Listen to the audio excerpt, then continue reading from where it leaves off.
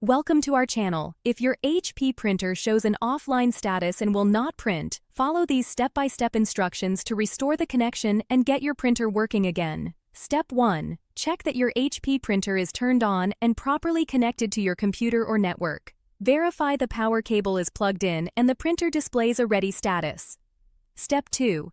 If using a USB connection, unplug the cable from both the printer and computer. Wait 10 seconds, then reconnect it firmly. For network printers, verify the Wi-Fi or Ethernet connection is active. Step 3. Open Settings on your computer. Go to Devices, then Printers and Scanners. Find your HP printer in the list and click on it. Step 4. Click Open Queue to view the Print Queue window.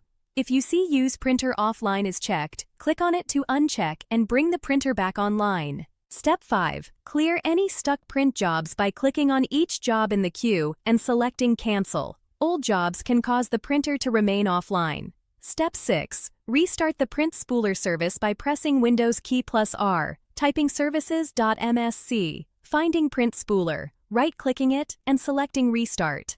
Step 7.